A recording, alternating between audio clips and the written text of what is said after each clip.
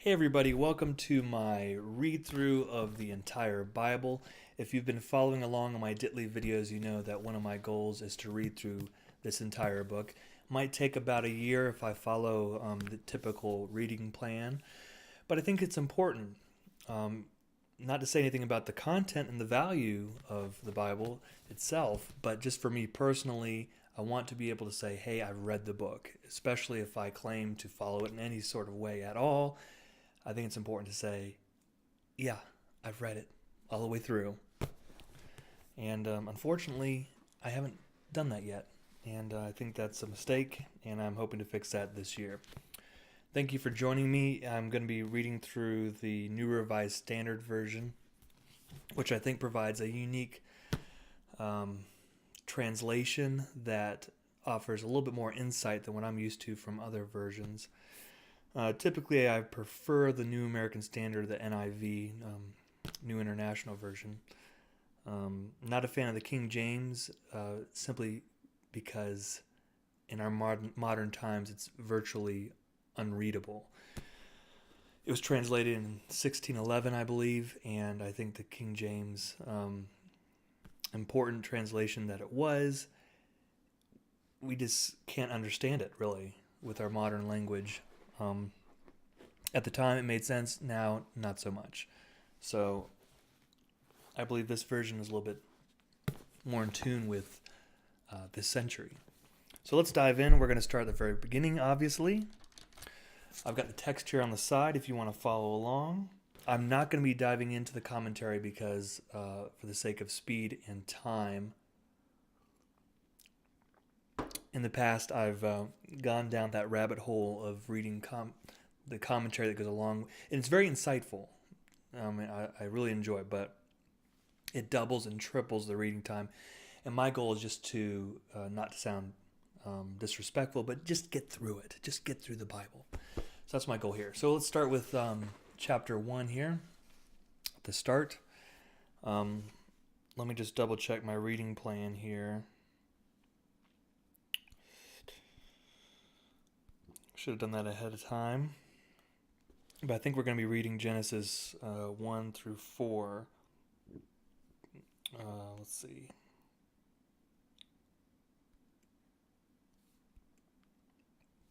It's called the canonical reading plan, which basically you just read through the Bible in its standard order, like beginning to end. All right. Oh, Genesis 1 through 3. All right, let's hop in. In the beginning, when God created the heavens and the earth was formless, a formless void, and darkness covered the face of the deep, while a wind from God swept over the face of the waters. Then God said, "Let there be light," and there was light. And God saw the light was good, and God separated the light from the darkness. God called the light day, and the darkness he called night. And there was evening, and there was morning, the first day. And God said, Let there be a dome in the midst of the waters, and let it separate the waters from the waters. So God made the dome and separated the waters that there were under the dome from the waters that were above the dome. And it was so. God called the dome sky, and there was evening and there was morning the second day. And God said, Let the waters under the sky be gathered together in one place, and let the dry land appear. And it was so. God called the dry land earth, and the waters that were gathered together he called seas. And God saw that it was good. And God said, Let the earth put forth vegetation, plants yielding seed, and fruit trees of every kind on earth that bear fruit with the seed in it. And it was so. The earth brought forth vegetation, plants yielding seed of every kind, and trees of every kind bearing fruit with the seed in it. And God saw that it was good. And there was evening, and there was morning, the third day. Verse 14.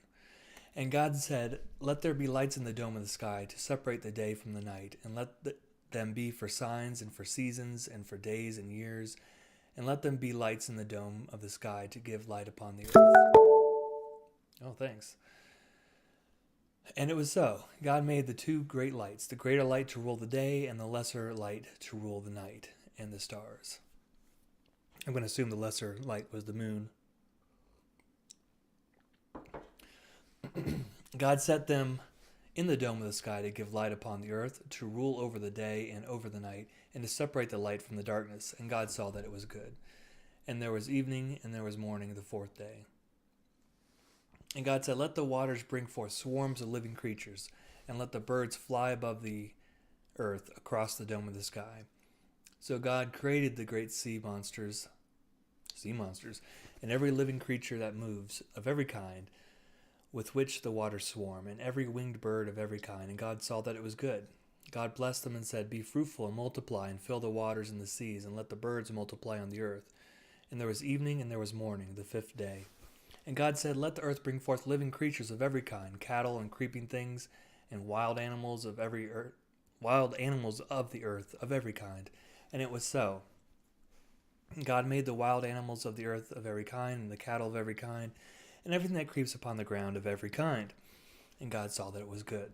Then God said, let us make humankind in our image, according to our likeness, and let them have dominion over the fish of the sea, and over the birds of the air, and over the cattle, and over all the wild animals of the earth, and over every creeping thing that creeps upon the earth. So God created humankind in his image. In the image of God he created them. Male and female he created them. God blessed them, and God said to them, be fruitful and multiply, and fill the earth and subdue it, and have dominion over the fish of the sea, and over the birds of the air, and every living thing that moves upon the earth. God said, see, I have given you every plant yielding seed that is upon the face of all the earth, and every tree with seed in its fruit. You shall have them for food. And to every beast of the earth, and to every bird of the air, and to everything that creeps on the earth, everything that has the breath of life, I have given every green plant for food. And it was so. God saw that everything he had made, and indeed it was very good. And there was evening, and there was morning, the sixth day. So that finishes up chapter 1. Let's move on to chapter 2. See what exciting things happen in the creation story. Chapter 2. Thus the heavens and the earth were finished, and all their multitude. And on the seventh day God finished the work that he had done, and he rested on the seventh day from all the work he had done. So God blessed the seventh day and hallowed it, because on it God rested from all the work that he had done in creation. These are the generations of the heavens and the earth when they were created.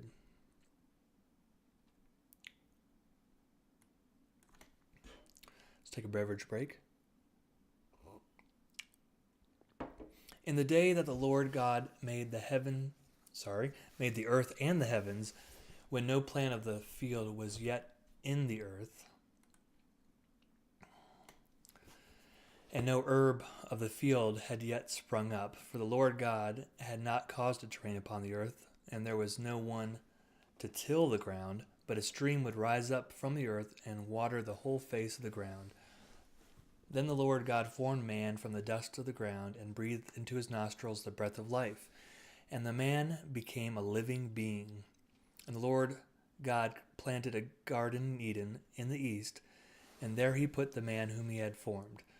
Out of the ground the Lord God made to grow every tree that is pleasant to the sight and good for food, the tree of life also in the midst of the garden, and the tree of knowledge of good and evil. A river flows out of Eden to water the garden, and from it divides and becomes 4 branches. The name of the first is Pishon. It is the one that flows around the whole land of Havilah, where there is gold, and the gold of the land is good. Bdellium and onyx stone are there. The name of the second river is Gihon. It is the one that flows around the whole land of Cush.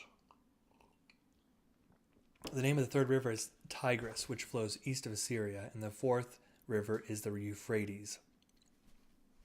The Lord God took the man and put him in the garden of Eden to till it and keep it.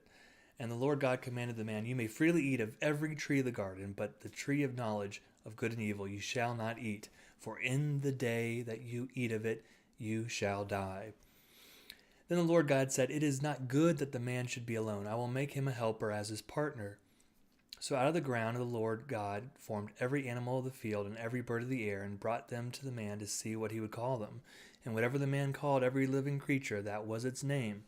The man gave names to all the cattle, and to the birds of the air, and to every animal of the field. But for the man there was not found a helper as his partner. So the Lord God caused a deep sleep to fall upon the man, and he slept. Then he took one of his ribs and closed up its place with flesh. And the rib that the Lord God had taken from the man he had made into a woman and brought her to the man.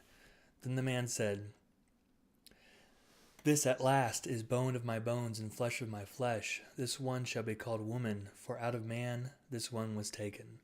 Therefore a man leaves his father and his mother and clings to his wife, and they become one flesh. And the man and his wife were both naked and were not ashamed." Chapter 3.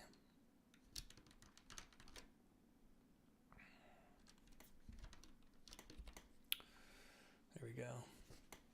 The first sentence, punishment. For the uninitiated, these section headers were not originally a part of the Bible. These are put here for our benefit, for being able to skim a little bit better, divide up the sections into more of a narrative.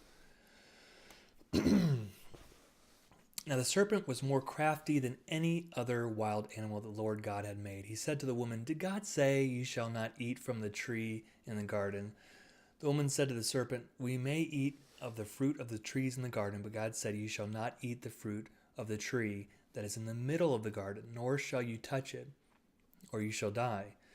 But the serpent said to the woman, 'You will not die, for God knows that when you eat of it, your eyes will be opened, and you will be like God, knowing good and evil.'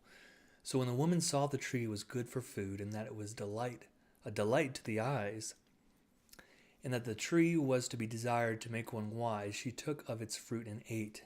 And she also gave some to her husband who was with her, and he ate. Then the eyes of both were opened, and they knew that they were naked, and they sewed fig leaves together and made loincloths for themselves." Often we see this scene illustrated with an apple. We actually don't see it. We can't tell what kind of fruit it was. All we know is that it was tasty and it looked good. Then they heard the sound of the Lord God walking in the garden at the time of the evening breeze, and the man and his wife hid themselves from the presence of the Lord God among the trees of the garden.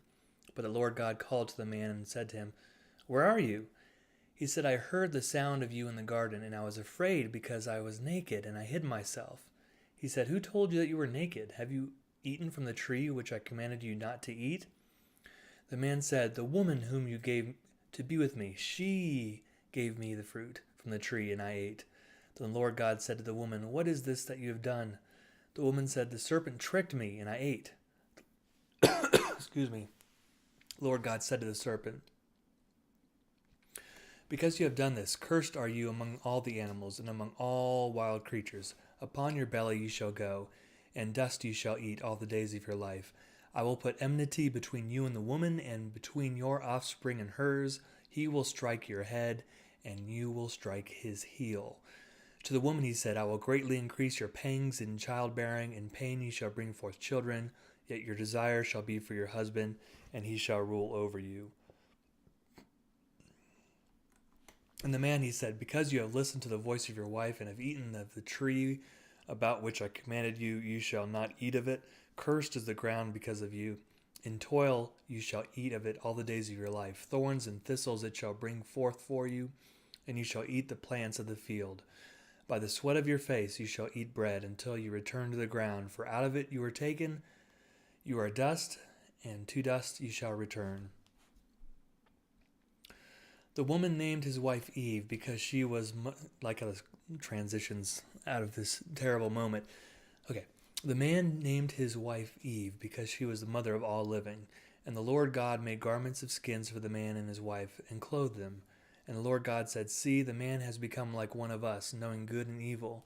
And now he might reach out his hand and take also from the tree of life and eat and live forever." Therefore the Lord God sent him forth from the Garden of Eden to till the ground from which he was taken. He drove out the man, and at the east of the Garden of Eden he placed cherubim basically angels, and a sword flaming and turning to guard the way to the tree of life. And that's the end of chapter 3. So we got basically the creation story, the fall of man, so to speak, and kind of the beginning of the post-Garden of Eden. So, hey, thanks for joining me in this monotonous, dry throat reading of Genesis 1 through 3. We'll pick it up in the next chapter soon, and I'll see you then. Thanks a lot.